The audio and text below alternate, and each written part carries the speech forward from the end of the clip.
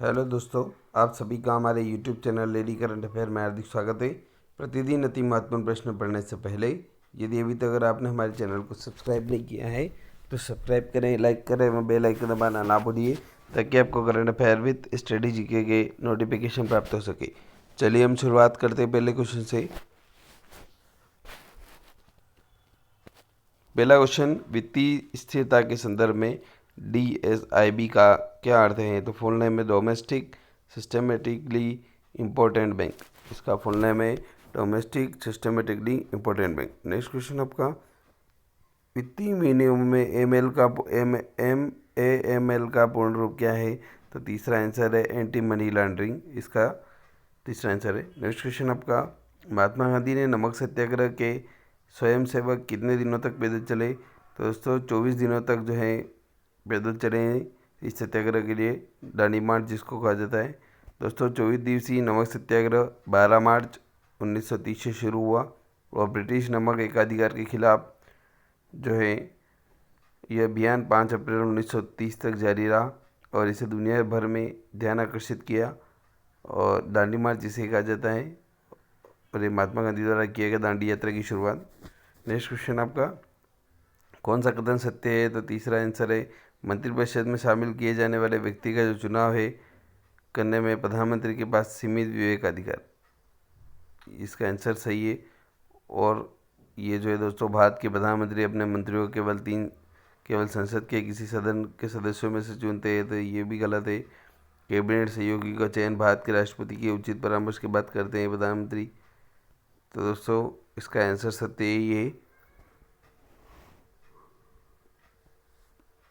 Third वाला, मंत्रिपरिषद में शामिल किए जाने वाले व्यक्ति का जो चुनाव करने में प्रधानमंत्री के पास सीमित विवेकाधिकार।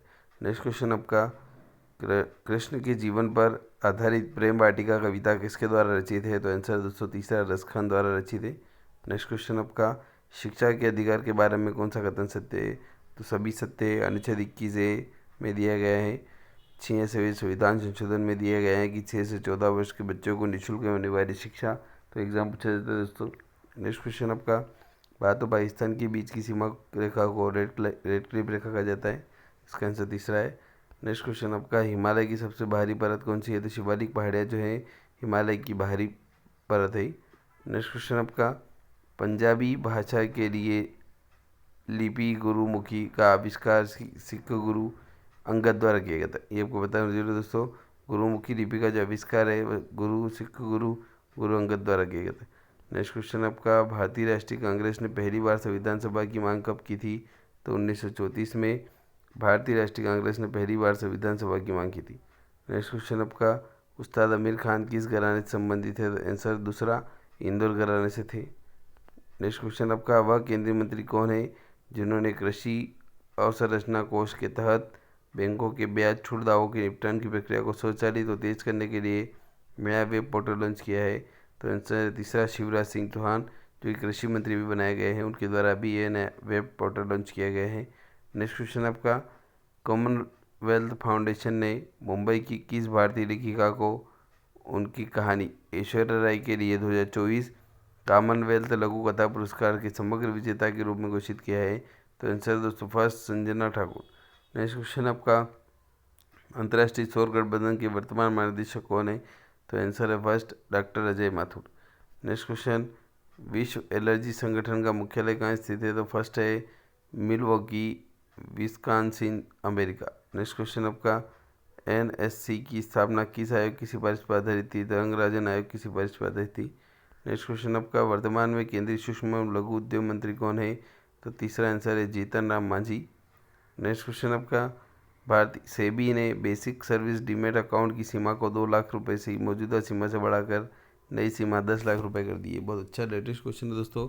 अभी सेबी द्वारा, security exchange board of India द्वारा बेसिक सर्विस डीमेट अकाउंट की सीमा को 2 लाख रुपए से मौजूदा सीमा से बढ़ाकर 10 लाख रुपए कर दिए। नेक्स्ट क्वेश्चन आपका,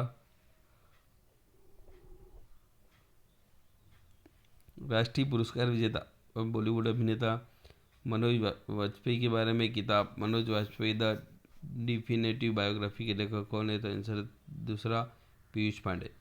नेक्स्ट क्वेश्चन आपका, कौन सा भारतीय राज्य आयुष्मान भारत स्वास्थ्य खाता आईडी के माध्यम से 1 करोड़ टोकन उत्पन्न करने वाला पहला राज्य बन गया है। तो तीसरा आंसर है उत्तर प्रदेश। नेक्स्ट क्वेश्चन आपका हम नेक्स्ट वीडियो में पढ़ेंगे।